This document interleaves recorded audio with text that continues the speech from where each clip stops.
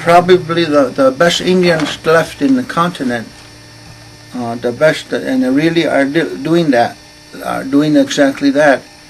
And they are the best Indians in the whole continent. And they're called Amish. They're all over Pennsylvania and all over up the hills up here, and Ohio, Indiana, or different places, and even different places in the world. I believe they're Amish people.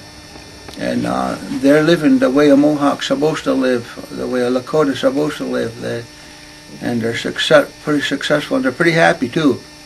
And they don't have all this big problems with the economy and this and that. And they don't lack for nothing either, but they're hard workers, healthy, and they're happy all the time. Yeah, I almost forgot about that. And those are the Amish, and they're my idols. In the whole world. That's the one that I get my inspiration from, and my sense of not being hopeless or helpless. I just have to look at them and say, well, there it is. They can do it, we can do it. Yeah, they can do it, and they're my friends. I visit them a lot, and every time I visit them, I always admire them so much, and they're like a shot of penicillin to a sick person. This is 15 years in the making, and it's a work in progress that'll continue so long as the heart is there, and the care, and they realize the importance of de-assimilating. People can't say it can't be done, because there's thousands of them doing it. In Pennsylvania, Ohio, New York State, and Missouri, different places, and they're succeeding.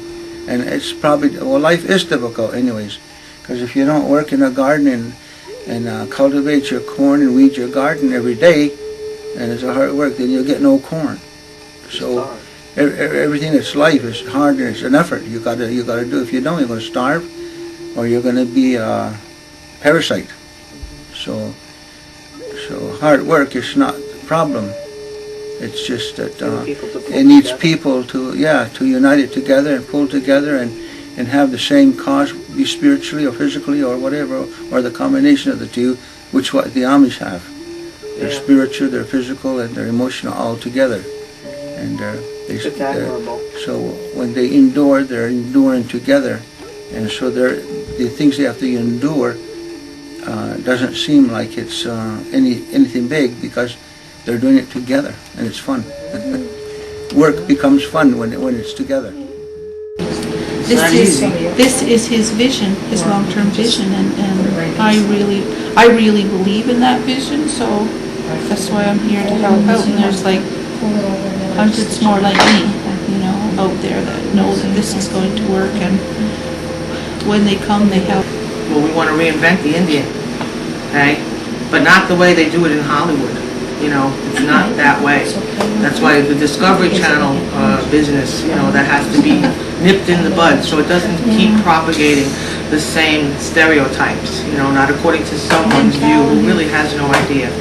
You have to live it to know it, and as much as that could be attained, that's what we're going to keep doing. And it's going to be difficult, because everybody you see here, we have a regular job, that we got to go back to. And nobody cares about Indians where I work, They just do what they do, And yeah, they like the artistry, they like the little trinkets that they can get, but they don't give any thought to really what goes behind it, and what it's like to live the old style life. I don't think that really anybody's going to be able to go back to the total traditional way of living.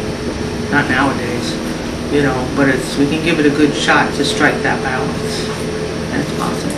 And then you pass that down to your kids, and then they can teach their children. And it's the Carlisle Indian School in reverse. It's getting back that philosophy of who we are, and how we are to act with one another as human beings. So it's a philosophy of who we are, what our values are. We are the Kanatsiohareke.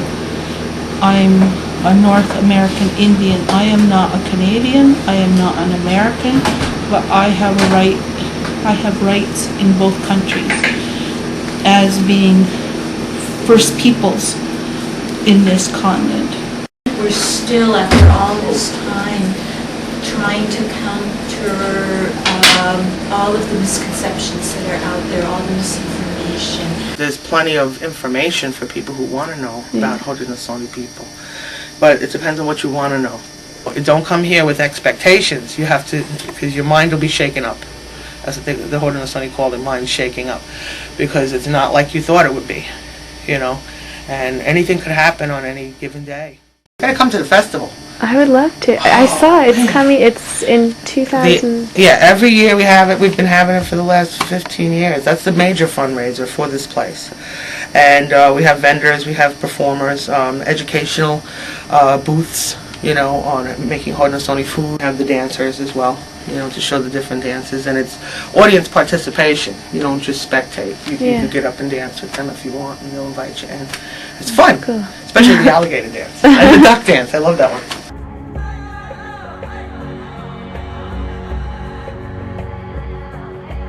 I always respect everybody that they talk their language or to sing their songs from any part of the world. I think that's like a diamond.